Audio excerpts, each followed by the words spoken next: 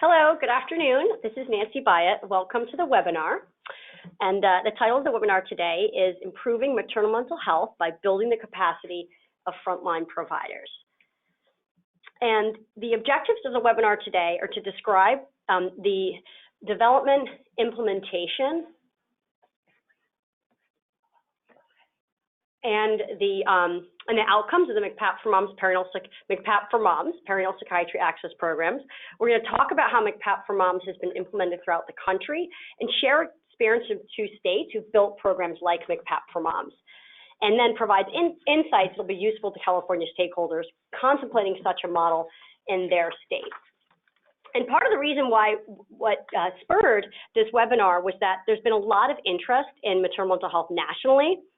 And provider access lines, such as the one that I was describing, which I'm going to call Perinatal Psychiatry Access Lines, that are modeled off of our program in Massachusetts, have been launched across the country. And recognizing this, that we've been hearing a need to understand more about this model, particularly as California thinks about how to implement care for maternal mental health in the state of California. And so California Healthcare Foundation has funded Lifeline for Moms to share the experiences of MCPAP for Moms, the model, and also other states who've been developing programs like this. So we really see this as a learning opportunity for other states interested in developing a model like this, and also especially California. And also so we all know what's happening in the country along this front. So our speakers for today are, that's me, I'll be speaking first, Nancy Byatt. I'm the medical director of MCPAP for Moms. And the acronym there is the Massachusetts Child Psychiatry Access Program for Moms. And I'm also the executive director of Lifeline for Moms. Tiffany Moore-Simus, who also is at MCPAP for Moms and Lifeline for Moms. Then Dr. Deb Cowley, who is at PAL for Moms. This is an access program in Washington. And then we're going to hear from Christina Wickman, who is at the PERISCOPE, who directs the PERISCOPE project, which is an access program in Wisconsin. So, as I'm sure many of you know, maternal mental health conditions are one of the most common complications of pregnancy, and they occur in 1 in 5 women. And it's also very well established that maternal mental health affects mom, child, and family. It's linked with negative outcomes in pregnancy, around delivery, and then also of children of mothers with maternal depression. And so despite this being common and having an established negative impact, the vast majority of women are unrecognized and untreated. And what this has resulted in is this being a leading cause of pregnancy-related death, because you have these illnesses that are very common that have a negative impact, and unfortunately, because most people aren't getting treated, they are causing, women are dying. And interestingly and importantly, mental health conditions or infection are on par among the preventable causes of death.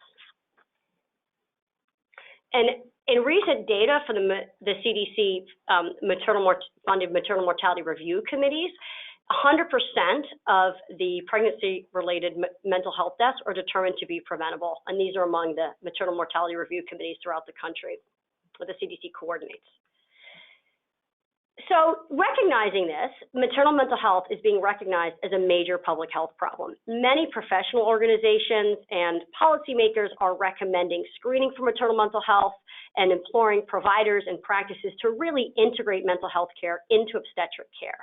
And part of the reason for this is people are recognizing that, it'd be great if everybody with a mental health condition could see a psychiatric provider. That is never going to happen, unfortunately, because there just will never be enough psychiatric providers. So people are really encouraging people at the front line to be screening, addressing, and integrating mental health care into frontline medical care.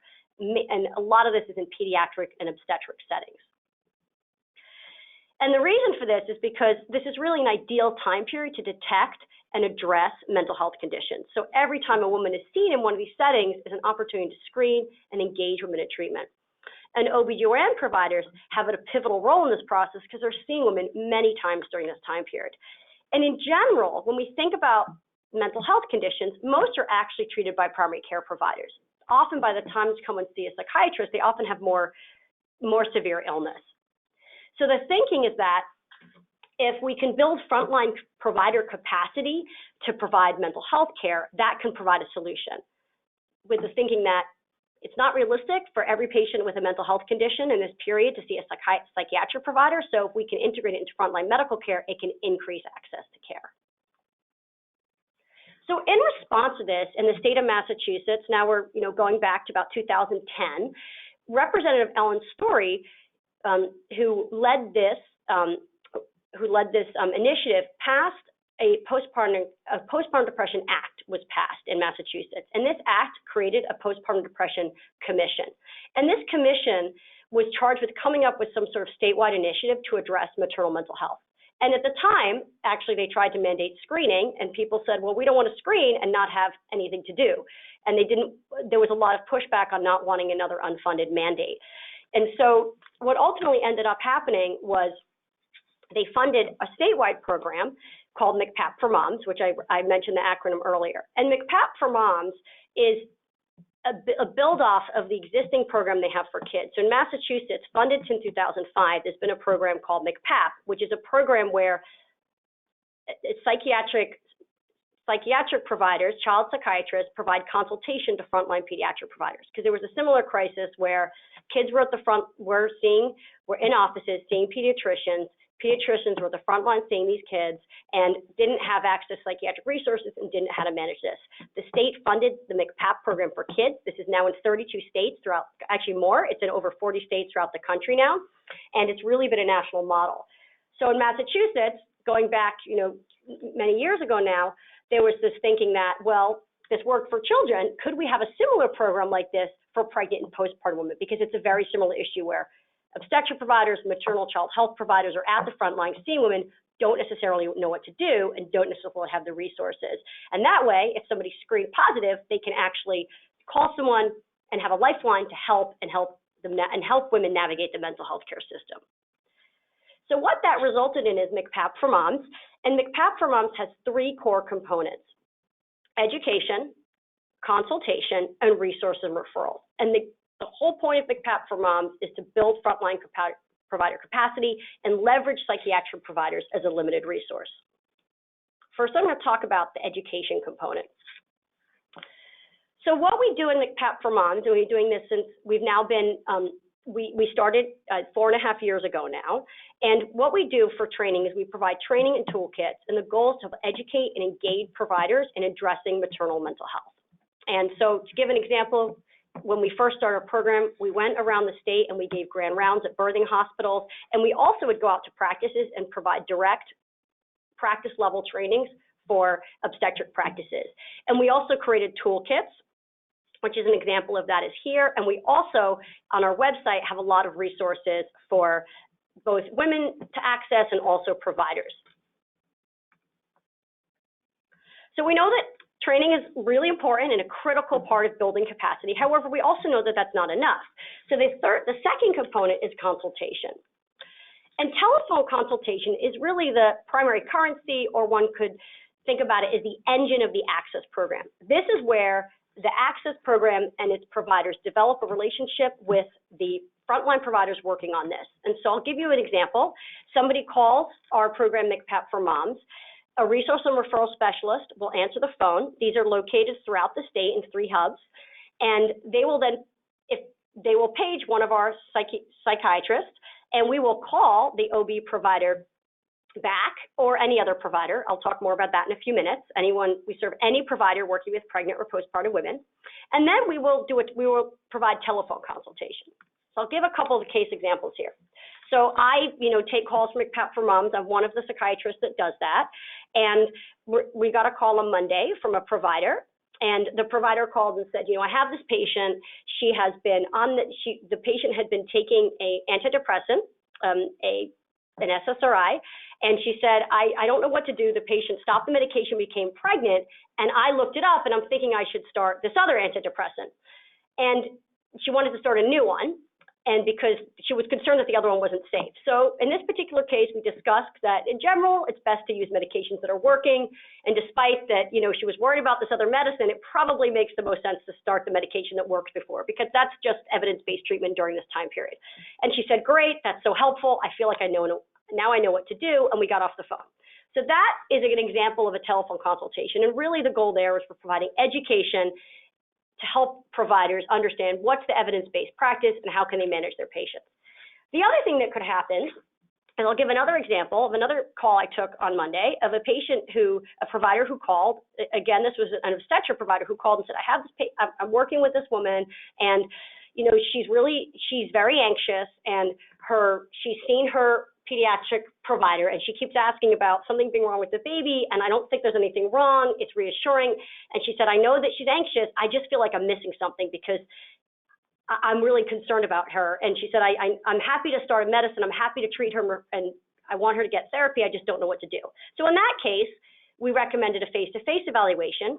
We saw her for one-time consult and what we'll do there is we'll give the obstetric provider recommendations for how to manage that patient, because the obstetric provider wasn't comfortable managing her without having a one-time consult like that. And then the other thing that could happen, I'll give another case example, is somebody calls, they may have a medication question similar to one we described earlier, and they may also be saying, we always ask, is the patient in therapy? Has she been referred for therapy? And often we refer to the community for therapy, support groups, or other resources. Often people call about therapy and they don't have a medication question because medications aren't always indicated. So often they'll call, they'll say this patient's having trouble accessing therapy, she's been calling, and we'll refer to the community. And the one thing I want to point out here is there's often a question that gets asked about MCPAP for moms as to what's the difference between MCPAP for moms and telepsychiatry. And MCPAP for moms is different than telepsychiatry in that telepsychiatry is wonderful in that it helps overcome logistical barriers such as transportation and things like that. The tricky thing about telepsychiatry is that it's still providing direct care. So for example, if I was seeing patients through telepsychiatry, I can see the amount of patients that I can see. With MCPAP for moms, we're providing consultation and building capacity for other providers to treat the patients and manage them themselves. We never take over prescribing. We never provide direct care. It's all consultation. So that's the real difference, is that we are not providing direct care. We're building capacity, and the goal is that leveraging us as a limited resource so we can help those providers provide treatment themselves, whereas telepsychiatry is providing direct care. So I've mentioned obstetric providers a lot because they are our target primary provider population. However, we take calls from all providers for pregnant and postpartum women. That includes obstetric providers and midwives, family medicine, primary care. We recently had an expansion to address substance use disorders, and we take calls from substance use providers, psychiatrists who actually often don't feel comfortable treating pregnant and postpartum women. This is a really important provider population. And then also pediatricians. We have a toolkit for pediatric providers, and we encourage them to screen at well child visits. So you might be wondering, well, who calls? As I mentioned, obstetric providers are our highest utilizers because they're seeing vast majority of these women. And then the rest of the calls are from, family medicine. SUD providers are going up because this has been a recent expansion, and about almost 15% of our calls come from psychiatric providers. And this is really important because they're the provider population seeing women that are quite ill, and then about 5% from pediatric providers. So the last component I'm going to talk about are resource and referrals. So what we do here is the mental health system is really hard to navigate, and so what we do is we provide resource and referrals to help link women with therapy, support groups, and other community resources. I've talked quite a bit about medications because that's often why people are calling us. Therapy is the mainstay of treatment, particularly for more mild illness, and we're always recommending therapy in conjunction with medication treatment when medication treatment is indicated. And the way this works is we have a statewide database that includes insurance information, whether the provider is taking patients, and their location. And when a woman calls, we link that with the information in this database, and we can make targeted referrals. And so that are going to be helpful and that are in the system that we update very, very often. So it's really a live system that we update very often. And so the goal there is that, we're providing consultation to help the providers manage the patients, and then we're also helping the providers and the women navigate that mental health system, which can be extraordinarily challenging sometimes. And the last piece I want to say about the MCPAP for Moms model is I talked about these three components. One really critical piece of this is engagement, because all of these things work best, and actually I think only work if there's an engagement process. I think sometimes people think with these programs, you will build it, they will come. It would be nice if it worked that way. Unfortunately, it doesn't. There has been a really critical engagement process during this where we're calling the providers. We are greasing the wheels and developing relationships. For example, working with our Massachusetts chapter of the American College of OBGYN, Dr. Morsimus, our OB liaison, who you're going to hear from in a moment, and all these pieces. That's a really critical part of this program, is that there's an engagement process the providers call and they're utilizing the program. And I do believe, and you'll hear about this from Dr. Morsimus, this can really help shift the culture in either a healthcare system or, in our case, a state. And, part of the reason why, we're very excited this model is now in a lot of other places in the country, and a big reason for that is because it's seen as scalable. Because we do this with very limited resources. So we have 3 hubs throughout our state: Bay State in the western part, UMass in the central part, and Brigham and Women's in the eastern part of the state. And we have 1 FTE, full-time equivalent of a psychiatrist that's split throughout these 3. We have 5 psychiatrists split throughout the state to provide this consultation. And we have 2.5 full-time equivalents of resource and referral specialists. And you're going to hear about how many patients we've seen from Dr. Morsimus over the past few years. I, by myself, as a perinatal psychiatrist, could never have seen that much care. So that's why this is scaled, because, again, we're leveraging us as a limited resource and providing access for the whole state with a very small team. So now we're going to hear from Dr. Tiffany Morsimus, who, as I mentioned, is our engagement director for MCPAP for Moms and has been really a critical partner, as I mentioned, that engagement piece. That piece would never have happened without Tiffany's partnership. So now you're going to hear from Dr. Morsimus. Good afternoon, everybody. I have an opportunity to talk about the impact of the program and the sustainable features of the program. So it's important to recognize that since our launch in July 2014, so just over 5 years, in fact, we have gone out and done that active engagement of practices. And so we have enrolled about 75% of the practices across across the state of Massachusetts, and those practices address about 85% of the deliveries in our state. Through those practices and the calls that we receive from them, we have served over 7,000 women, have included over 4,200 doc-to-doc telephone encounters. So when Dr. Byatt mentioned, there's 1 perinatal psychiatrist that picks up the equivalent of 1 perinatal psychiatrist that answers these calls, no one psychiatrist could care for that many women in that period of time. And so beyond the doc-to-doc telephone conversations, there have been about 650 face-to-face evaluations and well over 8,000 resource and referral encounters.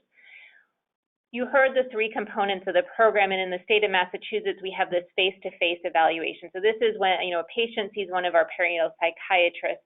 This occurs for about less than 10% of the encounters that occur, and this is not, we're not trying to keep it under that. This is what is felt to be needed through the docs in our state and talking to the perinatal psychiatrists and the complexity of care. And this is important because this is a real important feature in how we get to see women as quickly as we do. Because if you actually saw the 7,000 women face-to-face, then the time to the women being seen would be much longer. So this slide demonstrates the red bars are practices enrolled, the blue line is number of women served, and you can see over time we've enrolled more and more practices and thus helped more and more women. You can also see as you get closer to the current date, we're sort of plateauing in the number of practices enrolled, which would make sense as we're approaching 100%, but we also continue to increase the number of women that we're serving. One testament to the impact that we're having is on some of the quotes and the people that we interact with. So the gentleman on the screen is Dr. Dale McGee. He is a practicing OBGYN. He is also a leader in our health community, president of the Massachusetts Medical Society, and public health commissioner for the city in which we work.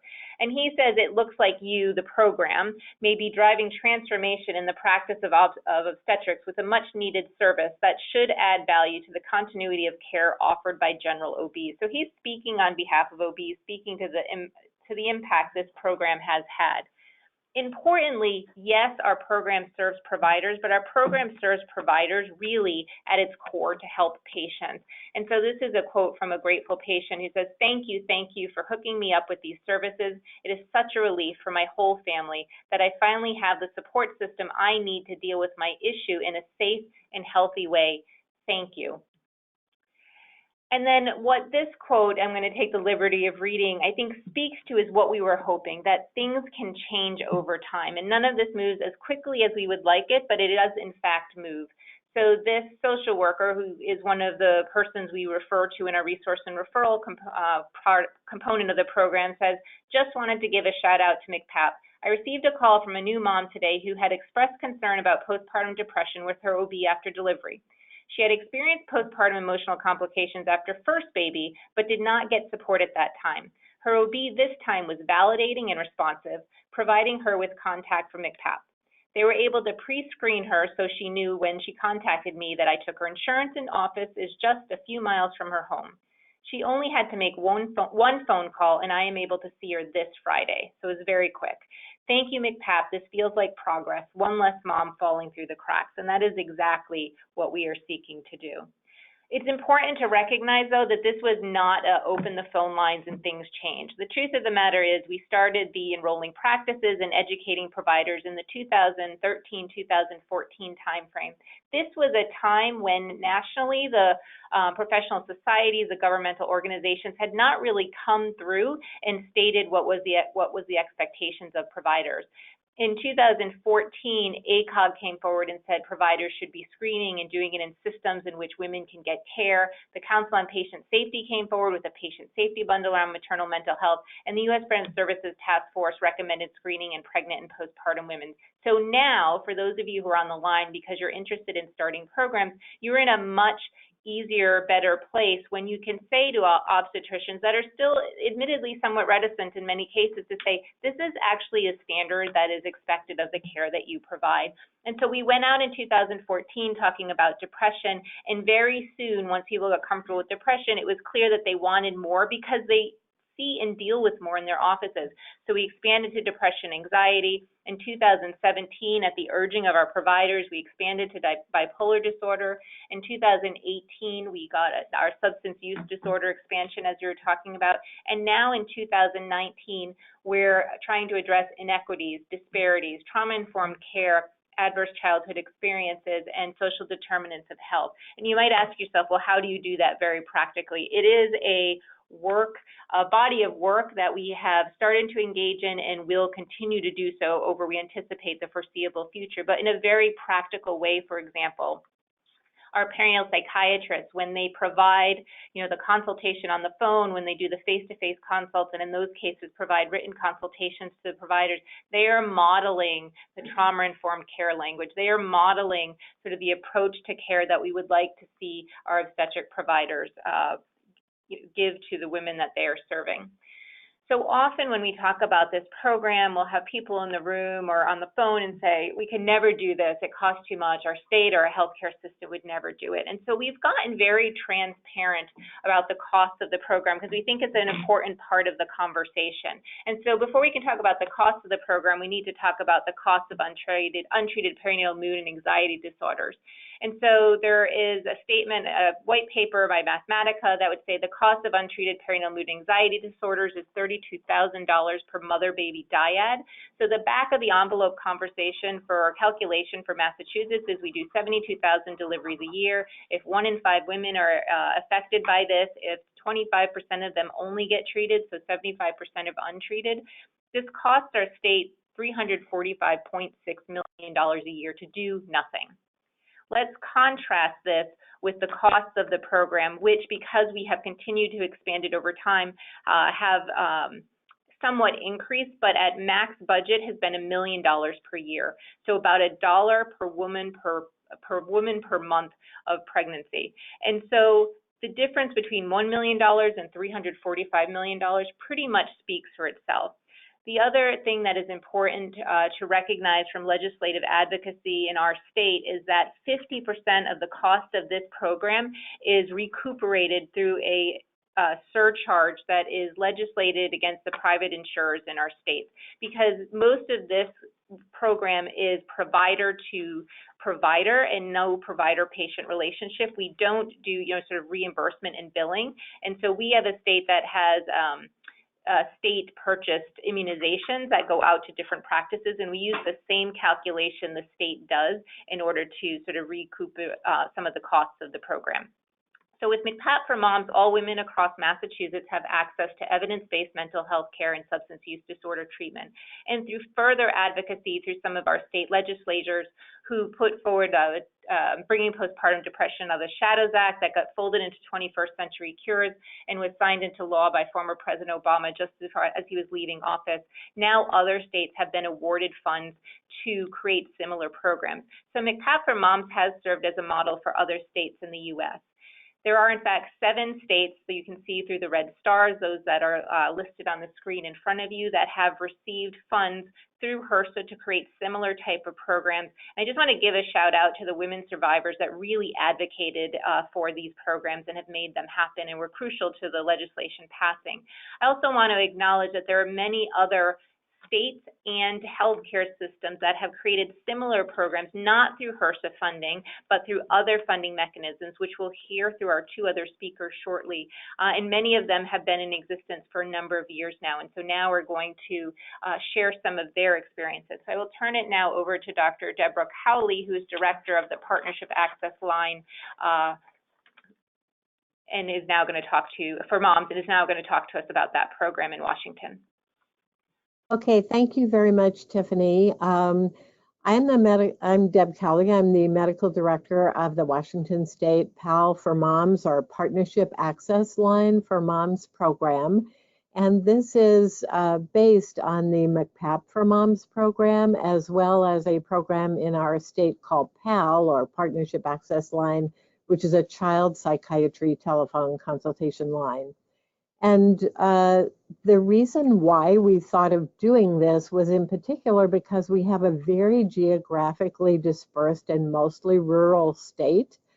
Over half of our counties have not a single psychiatrist, and it's very hard for women to find mental health care, oftentimes anywhere close to their home. And particularly anyone who has expertise in perinatal mental health. So like the MCPAP for Moms project that you have heard about, we provide free telephone consultation for any healthcare provider in the state who's caring for someone with perinatal mental health problems. We are staffed by 1 FTE of perinatal psychiatrists spread among several different people, and have a navigator who has training in social work who provides referrals.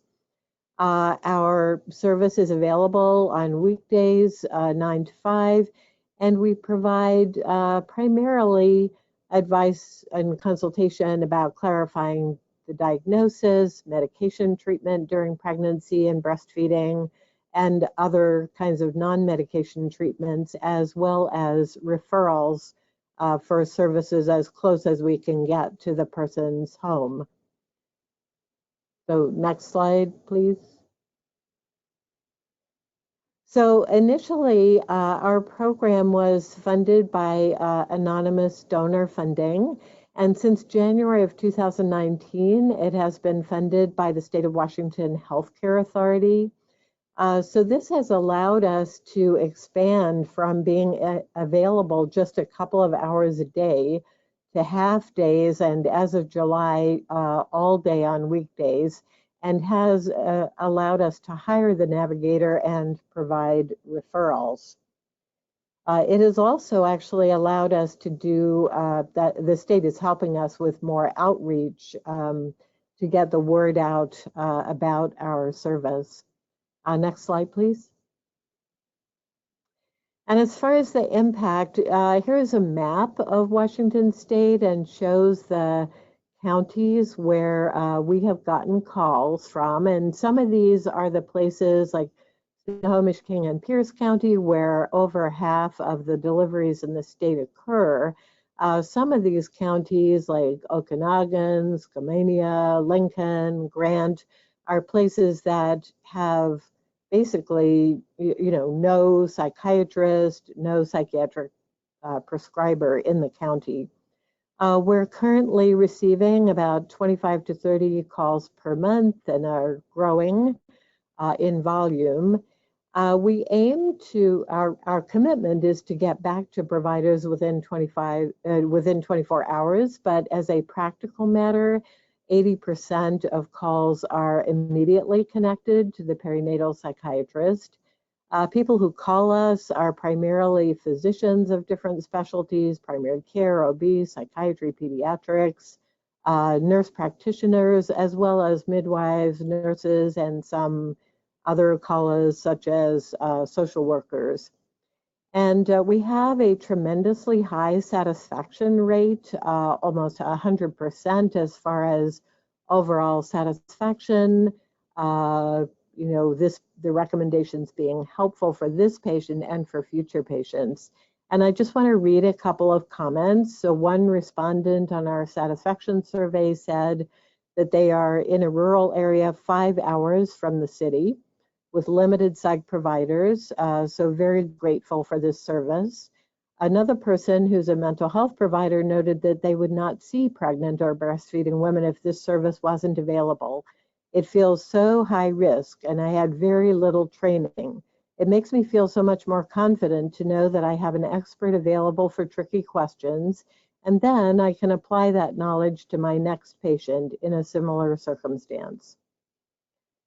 So now I think I'll hand it over to Dr. Wickman, who runs the program in Wisconsin.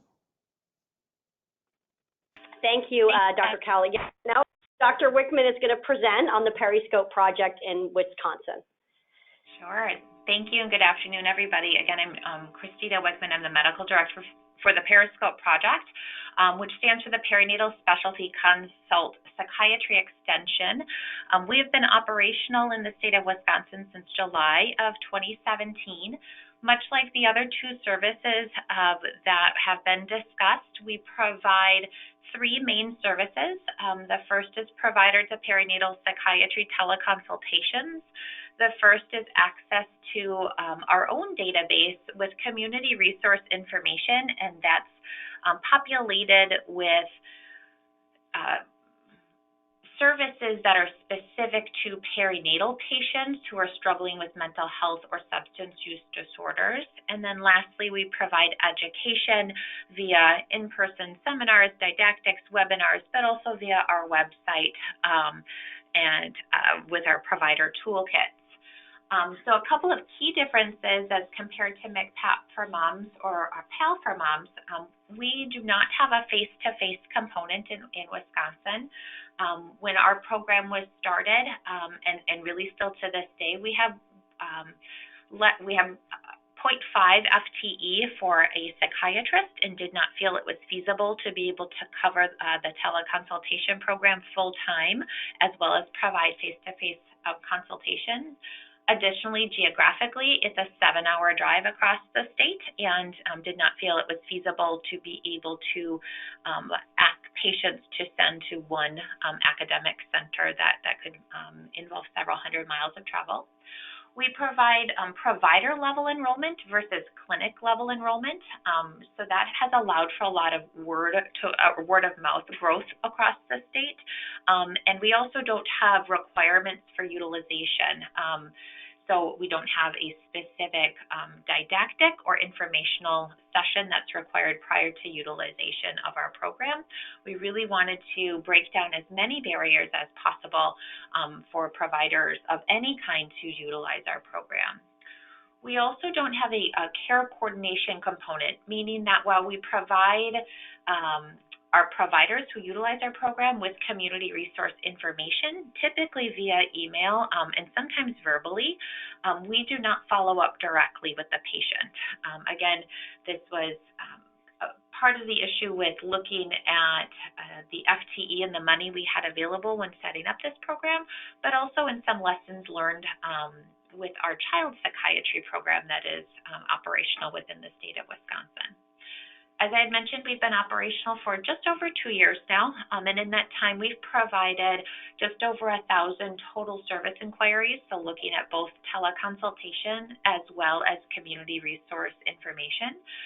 Just under 1,000 provider to perinatal psychiatry teleconsultations, and then about 350 providers have received community resource information for their patients. Next slide. In regards to funding, we actually had received $50,000 from the state of Wisconsin from their Title V block grant back in 2016, which was used for pre-development.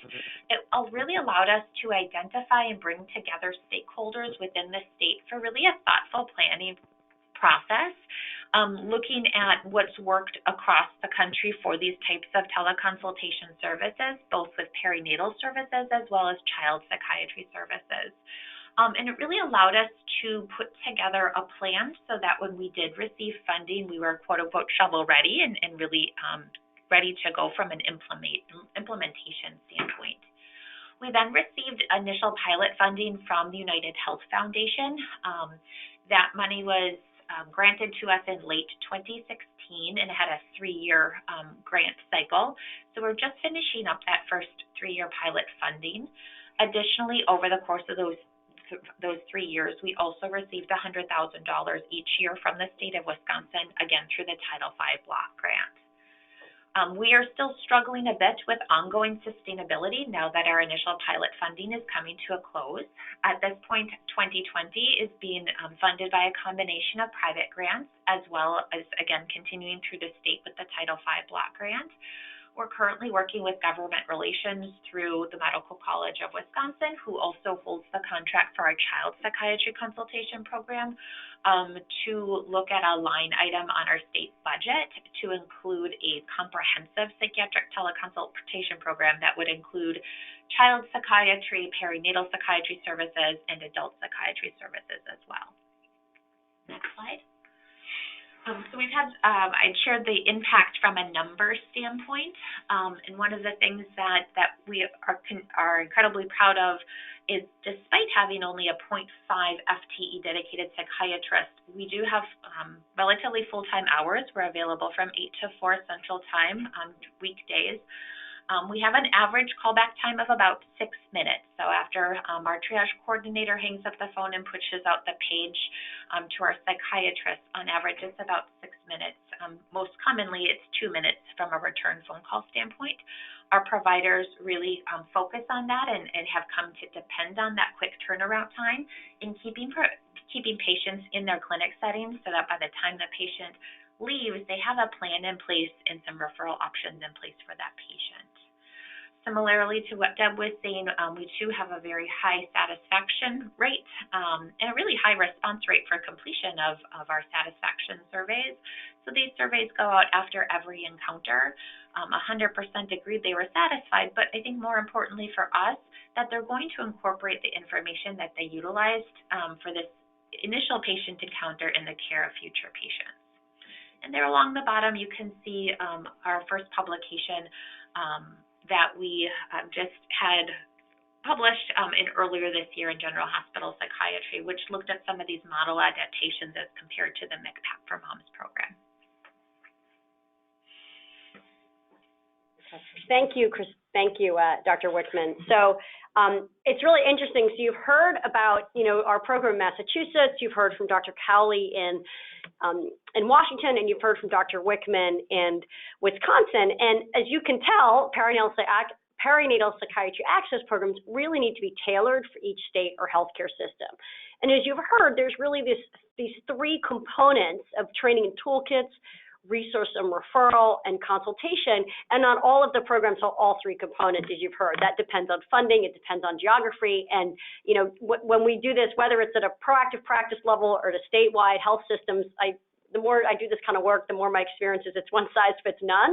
So there's definitely a tailoring process for each state. So to give an example, when you look at Massachusetts, Washington, and Wisconsin, in Massachusetts, we are quite a well-funded program, and we're also, our state has 72,000 births, so it's a different geography as far as size, and also has different amount of deliveries in some other states. So in our state, we have, training and toolkits, the consultation, and the resource and referral. So really are covering those 3 pieces. As you heard from Washington, they have training and toolkits and consultation and have focused less on the resource and referral piece and don't have that direct outreach to patients. And then in Wisconsin, similarly, they have the training and toolkits and consultation. And then I want to point out, too, that this is all occurring in the context of the legislation, the funding, and also other complementary programs. So, for example, in Massachusetts, that was a big part of how we were funded, and we've worked with many stakeholders throughout our program, which has helped us be successful. And a lot of how these programs are implemented depend on all these factors as well. And so those of you who may be thinking about whether you're, in California or other states throughout the country, may be thinking, okay, how do we develop a perinatal psychiatry access program? What does this look like? Where do we start? So really it starts with, and I think you've heard this from, all of us who've presented here today, that really it starts with stakeholder engagement. So for example, in Massachusetts, what we did was we had our postpartum depression commission. That commission really had stakeholders from all different, medical disciplines, women with lived experience, the health insurers, policymakers were all at the table in Massachusetts discussing how can we address this. And that was really what ultimately led to the funding of MCPAP for moms, and ended up with it being a line item in the state budget. And of course, the legislature was really important to that. The other piece is thinking about, the other key stakeholders there are the Department of Public Health, Mental Health, and as I mentioned, the legislators. And then also in our state, we had a pediatric access program, and I think you heard from Washington, they did too. For those states that do have a pediatric access program, that can be a really helpful thing to leverage, both from a, building on the infrastructure. That's certainly what we did in Massachusetts, and you heard about that from Washington as well. And also it can be helpful. So for example, and you heard about that also from Wisconsin, and if a state has an access program, it can be a way to say, hey, this program was really helpful. Let's build on that to serve moms as well. And that said, it can absolutely be done without an access program. Of all the states throughout the country who are starting programs like this, many of them do not have a pediatric access program, so it can absolutely be done without that as well. The other key thing is community partners and advocates. When we did this, we worked very much with women with lived experience, advocates, at many levels, who were really helping to keep these kind of programs funded, and also help us think about, the tools we were developing, and making sure that, we weren't sitting in an ivory tower and creating things that weren't going to be helpful for the women that we're serving, which is obviously the ultimate goal. And then from internally, the key kind of core pieces of an access program are, there's the leadership. In Massachusetts, we have, we've heard from all of our programs, there's a medical director. For us, it's been key to have Dr. Marsimus, our engagement director, and then, we have our perinatal. That's the leadership team, and then we also have folks who are managing the program, coordinating the program, helping organize all these pieces you're hearing about. There's a team of perinatal psychiatrists. You heard the differentiation. Wisconsin has 1, in Massachusetts we have 5, split between, split into 1 FTE. The resource and referral specialist is a key component, and as I mentioned, the obstetric liaisons. So, and you might be wondering, when we're thinking about the funding for this, I talked about how these are implemented in different ways. They're also funded in various ways. So these are all the access programs throughout the country, and these are all funded in various ways. So for example, Dignity Health is funded through the Dignity Healthcare Foundation. You've heard about PAL for Moms and PERISCOPE. A lot of these are HRSA funded. And then, Georgia just got funding through their state. And so there's various ways to do this. One thing that I think is just a common theme that I want to point out that you heard about from these programs is all of us, as you've heard present today, it started with some seed funding. That's what happened in Massachusetts. There was some seed funding, some pilot funding to be able to start the program, to grease the wheels and get all the stakeholders together. And then there was some funding for sort of short term for like a year or two. And then there was some pilot funding to really, or funding to actually start the program. And often once that funding's there to start the program, as you've heard about, then it becomes, well, if we don't continue to have this, it becomes a loss versus like we're adding something. So that's kind of been a key strategy that I've learned as I talk with programs throughout the country, that seems to be the way to do it, versus thinking, oh, well, we need, $1 million grant to start this. That would be great, but you don't want perfect to enemy the good. And often starting with some seed funding to get everyone at the table, and then building on that to pilot and then expand. What we've done is we created Lifeline for Moms, which is a center within the UMass Medical School. Our goal really is to improve maternal child health through access program. That's one of our key aims at Lifeline for Moms. And so we actually created a network of access programs throughout the country in order to be able to do 2 things really: to facilitate peer learning across and within within programs. And the other key component is to be able to facilitate evaluation, both within and across states and programs, so that the programs are all learning from each other, they're not reinventing the wheel, we're sharing resources, and then we can figure out, for example, which of these program components are most helpful, which ones are most linked with high utilization from providers, and also, creating the foundation for evaluation at a later point. So when we think about California, so you've heard, I mentioned earlier that, it's really different throughout the different states as far as, for example, Massachusetts has 72,000 births and California has almost 500,000 births. So huge difference, right? California has 1/8 of the births in the US. So if we use this as an example, we know that California is always different. It's a much bigger state, large geography, and certainly compared to the states we highlighted here today. So if we think about, what might a program look like in California, I'm going to kind of throw up a straw man of what a program like this could look like in California. And, even though this poses challenges that in some ways, I was talking to someone recently, they're like, it's like a country, because it's big, right, compared to these other states we're talking about. But that said, and I just want to give another example of that, like LA County, for example, has 130,000 births. That's double the state of Massachusetts, right? So clearly, as I mentioned, one size fits none would definitely need to be done differently, but there's ways to do this. And this is definitely a help, and I'm going to talk about that in the next slide here. So for example, if we think about California, right, it may be that, for example, we got 72,000 births in Massachusetts, we have 1 FT of a perinatal psychiatrist. In California, perhaps they would need to be 6 perinatal psychiatrists. And then if we think about resource and referral specialists, it may be that they would need to be 12 resource and referral specialists for the state of California. And then you can also think about the budget. There would clearly need to be a bigger budget for the state of California in order to do something like this. I think the other thing I want to say, because I can see, this might seem overwhelming, right, because it's big.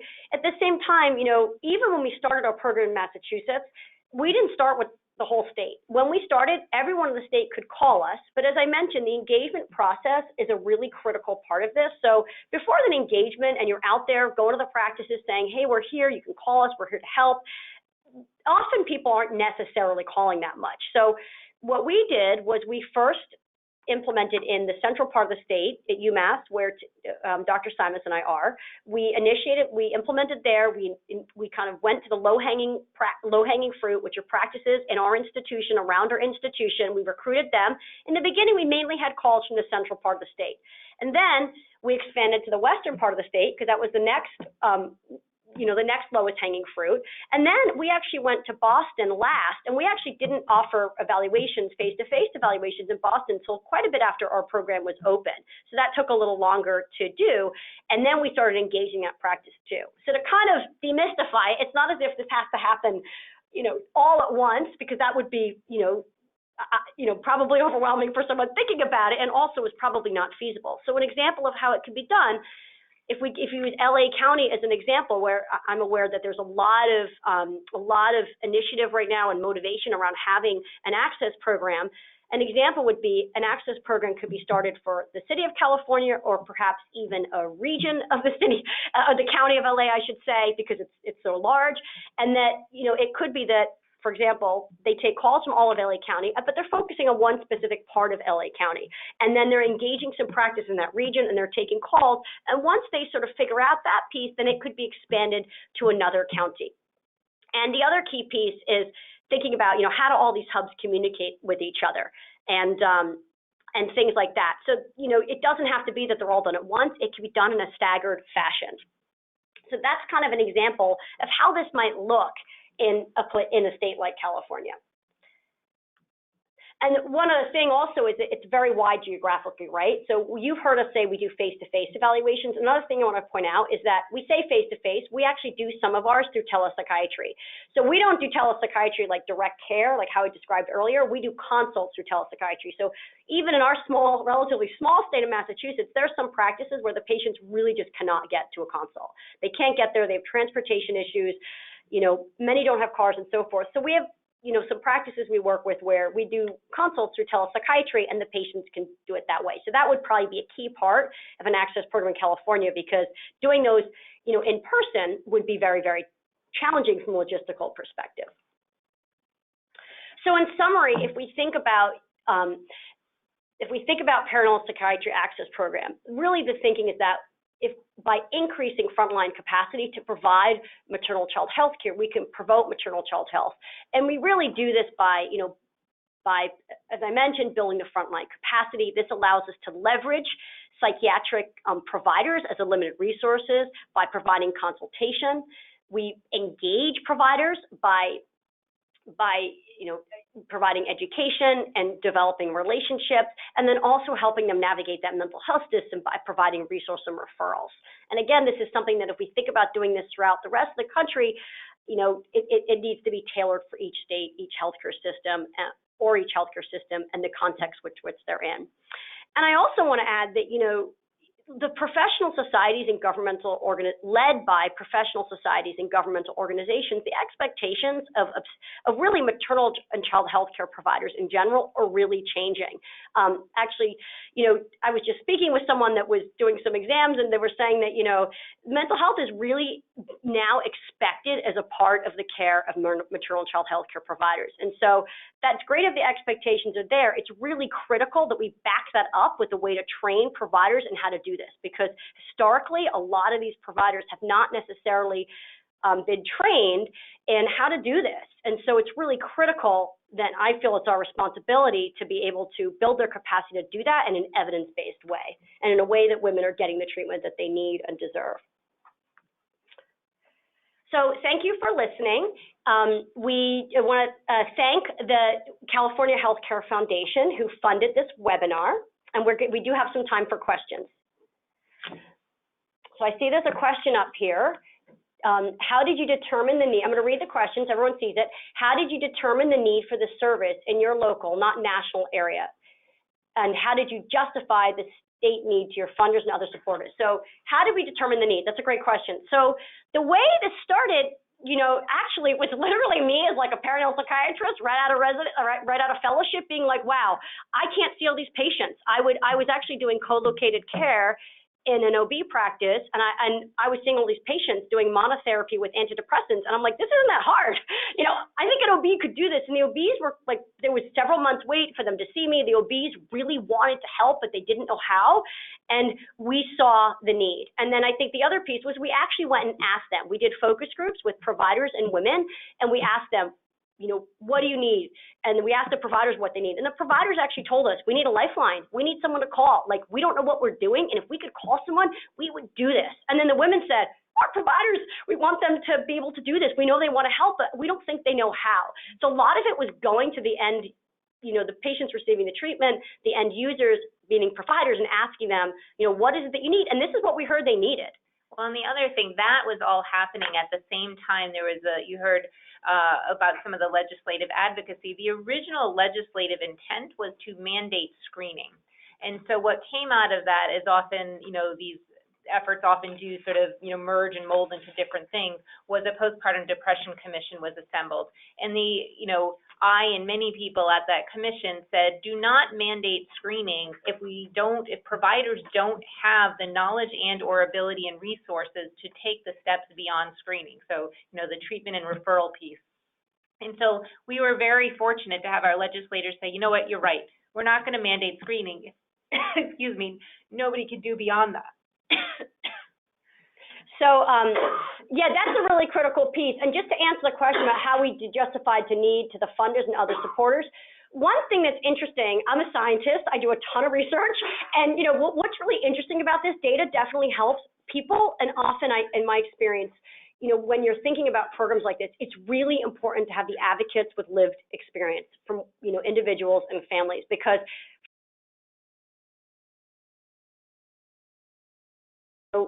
we have these amazing women who tell their stories, and it is huge for motivating, people, particularly funders around this, because, it's that human connection is what in my experience has been a huge way to justify the need. It's the human connection, it's the stories from people with lived experience. And then of course, getting out there and telling people, if you have feedback from end users, this is what they're asking for. And I'm gonna next answer the question, because this is often asked question about the Massachusetts legislated surcharge to commercial insurers. So you heard from Dr. Morsimas how that works. So basically what happens is in Massachusetts, the health plans, our state, the total budget for both programs is $3.75 million for our child and maternal access programs. And that historically was funded by the state. It still is. It's funded by the Massachusetts Department of Mental Health. And through taxpayer dollars. Through taxpayer dollars. It was a line item in the state budget. And the health plans are benefiting from this, and actually their members were benefiting, they actually weren't paying for the service. And so after about 10 years of advocacy, the state passed legislation that legislated this surcharge. And what the surcharge says is that the health plans have to pay an amount for the program that is proportional to their amount of patients, their members that are served by the program. So for example, typically 50% of our patients are publicly insured, about 50% are privately insured, and so the states typically pay back about 50% of the cost of each program. So about a little over $1.8 million each year to the states. That covers 50% of the cost of the program for each state, and they use a similar. The commercial insurers do. Thank you. Yes, and they use a similar algorithm to calculate the payment that they use to calculate the vaccines they do for kids. So just looking at some of these other questions. So I see there's a lot of questions about support groups. So my comment about that is I'll say that I think support groups are a really important part of this, and we do refer to support groups. If you actually look on our website, you can actually put in a zip code and look for a support group throughout our state. That's something that we offer. Our experience has been that when we make referrals, it's a little more challenging to engage women in support groups. They typically want individual psychotherapy. So I think that's been our main challenge with support groups, is that when we do the referrals on the phone, we do find that women are mainly recommending psychotherapy. In our experience, when the support group works is often when that referral is made a little, often the referral process needs to be tailored a little bit for support groups. Are there any states that, I see the question, are there any states that have started a perinatal program that don't already have a child state program? Absolutely. I think I made this point earlier. I'll repeat it for sure. There are many states that have that do not have child psychiatric programs. So for example, Florida currently is starting a program, and they really have a wonderful model, and they do not have a child psychiatric program. And there's several others throughout the country that don't as well. The other thing I would say, Nancy, this is Christina Wickman, there's a lot of states that have child psychiatry programs and perinatal programs, but they actually don't have any integration. They're fairly separate. True. Certainly ours in Wisconsin, and that's true for a lot of other states as well. I agree with you. The programs can absolutely exist separately. It can be helpful. It's absolutely not a requirement, for sure. Absolutely. And so absolutely. The next question is, the 3 mental health hubs in Mass, are those funded separately? That's a great question. They are not funded separately. What happens is our program, the MCPAP for Moms, is funded through DMH. That money it's managed by Beacon Health Options has the contract with DMH to coordinate and administrate the program for both the child and maternal access programs. And then what happens for the maternal MCPAP for Moms, all of our hubs have a contract with Beacon Health Options that funds our access program. So each state, it's all funded through DMH, but we each have a contract. So Beacon contracts with the 3 hubs. For example, in our contract, the budget includes buying out my time to lead the program. It funds Tiffany's time to be the engagement director, and it also funds my time and another psychiatrist's time to be able to provide the clinical services. They have similar contracts with Brigham and similar contracts with the Western Hub in the state as well. And in case it's not obvious, DMH is our Department of Mental Health. Oh, thank you. Yes, I appreciate you clarifying the acronym there. So I think we have maybe time for one more question. I'm just looking to see here if there's any others. And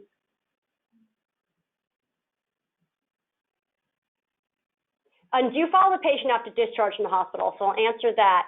So we do, absolutely. I mean, if a patient, if there's questions after a patient's discharge, we can certainly we consult and provide consultation. We actually do take calls from inpatient hospitals. We take calls from inpatient psychiatry units. We take calls from L&D, NICU, anywhere.